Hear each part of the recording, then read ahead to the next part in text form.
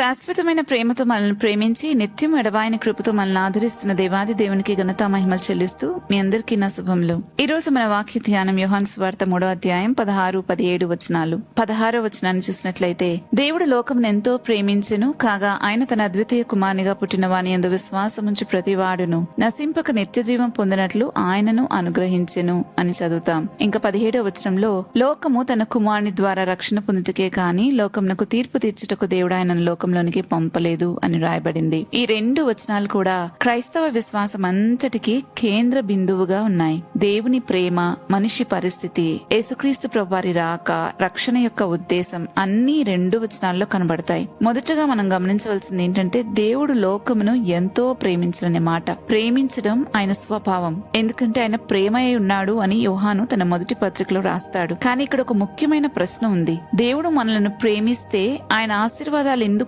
అందరికీ అనుభవంలోకి రావడం లేదు అని సామాన్యంగా అందరం అనుకుంటాం. అయితే దానికి కారణం బైబిల్ ఏం చెప్తుందంటే, మనిషిలోని పాపం. అదేం చేస్తుందంటే, ఒకటి, మనిషిని దేవునికి విరోధంగా తయారు చేస్తుంది. కాబట్టి దేవుడిచ్చే వాటిని రిసీవ్ చేసుకోలేక దూరంగా ఉంటాడు. ఈ విషయాన్ని కొలస్సీలకు రాసిన పత్రిక 1:21 మనం చదువుతాం. 2, మనిషిని భ్రమ పెట్టి హృదయాన్ని కఠినపరుస్తుంది. ఇది హెబ్రీయులకు రాసిన పత్రిక 3:15 చదువుతాం.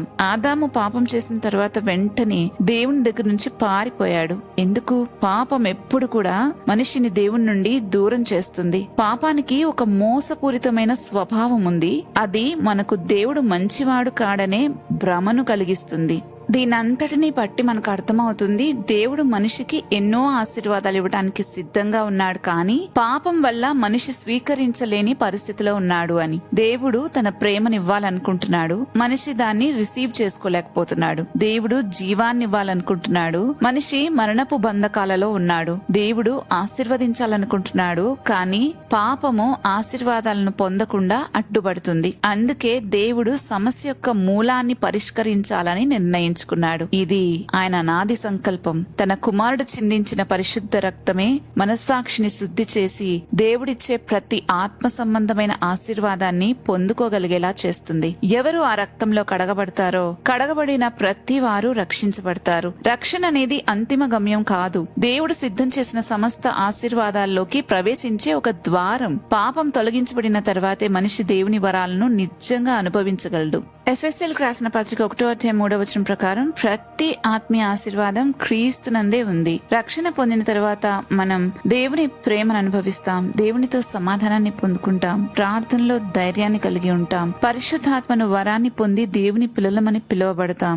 ఎప్పుడైతే పరిశుద్ధాత్మను పొందుకుంటామో ఇంకా ఆయన ప్రేమ మన హృదయాల్లో పరిశుద్ధాత్మ ద్వారా ఎంతో కుమ్మరించబడుతుంది. నిత్య జీవపు నిరీక్షణ కలిగి ఉంటాం, దేవుని చిత్తాన్ని గ్రహించడం ప్రారంభిస్తాం. ఇవన్నీ కూడా క్రీస్తులో ఉన్న ఆత్మీయ ఆశీర్వాదాలు. ఇంకా నిత్య జీవం అంటే కేవలం మరణించిన తరువాత పరలోకానికి వెళ్లడం మాత్రమే కాదు. యోహాను సువార్త 17:3 ప్రకారం దేవుణ్ణి ఎరిగి ఆయనతో సహవాసంలో జీవించడం అంటే నిత్య జీవం ఇప్పుడు మొదలై నిత్యత్వంలో కొనసాగుతుంది అని అర్థం చేసుకోవాలి. ఇంకా ఆ తర్వాత ఈనాటి మన వాక్య ధ్యానంలోని 17వ వచనం 2వ వచనాన్ని చూస్తే, అంటే 17వ వచనాన్ని చూస్తే ఒక అద్భుతమైన సత్యం మనకు అక్కడ కనబడుతుంది. లోకము తన కుమారుని ద్వారా రక్షణ పొందుటకే కాని అనే మాటను మనం అక్కడ చూస్తాం. దేవుడు తన కుమారుని మొదటిసారి లోకానికి పంపిన ఉద్దేశం తీర్పు కాదు, రక్షణే. మనుషులు చాలా సార్లు దేవుణ్ణి శిక్షించటానికి ఎదురు చూస్తున్న న్యాయాధిపతిగా ఆయనను అనుకుంటూ ఉంటారు. నేను కూడా నా చిన్నప్పుడు అలాగే అనుకునేదాన్ని. ఏదైనా చిన్న తప్పు చేస్తే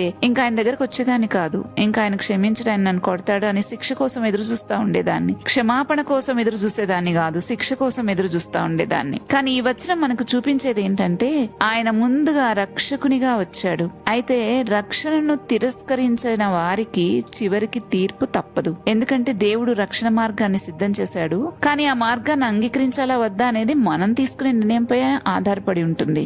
కాబట్టి ఈ వచనాల్లో మనం 3 గొప్ప సత్యాలు చూస్తున్నాం. దేవుడు ప్రేమించాడు, అందుకే కుమారుడినిచ్చారు. కుమారుడు చనిపోయి తిరిగి లేచాడు, అందుకే రక్షణ సాధ్యమైంది. విశ్వాసం ఉంచిన వాడు నిత్య జీవం పొందుతాడు, అందుకే మనకొక నిరీక్షణ కలిగి ఉన్నాం. క్రీస్తులో రక్షించబడిన వ్యక్తి కేవలం పాపక్షమాపణ పొందినవాడు మాత్రమే కాదు, అతను దేవునితో సమాధానపరచబడ్డాడు, దేవుని కుమారునిగా దత్తత పొందాడు, పరిశుద్ధాత్మకు ఆలయమయ్యాడు, నిత్య జీవానికి వారసుడయ్యాడు. ఎంతో బలమైన ఈ వచనాలు ధ్యానం చేయటానికి, వీటిని అర్థం చేసుకుని ఆయనకు లోబడి ఉండటానికి దేవుడు చూపిన ఆయన మహాకృపను బట్టి దేవునికి స్తుతులు చెల్లిస్తున్నాను. ప్రార్థించుకుందామా?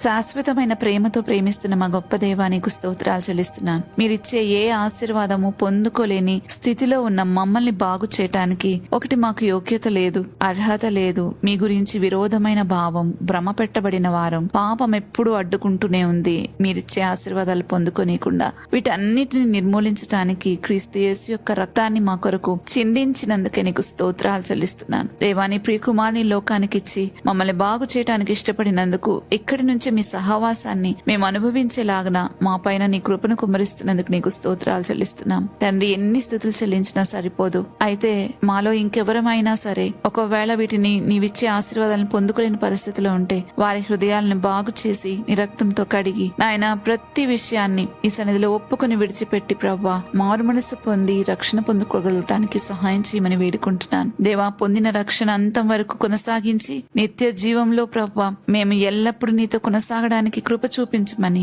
ఎన్నడూ నిత్య జీవంలోంచి జారిపోకుండా కాపాడమని వేడుకుంటూ మనలన్నీ యేసుక్రీస్తు ప్రభు నామంలో బ్రతిమాలుతున్నాము తండ్రి, ఆమెన్. రేపటి ధ్యానంలో మళ్ళా తిరిగి కలుద్దాం. అంతవరకు దేవుని కృప మనందరికీ తోడైనను గాక. ఆమెన్.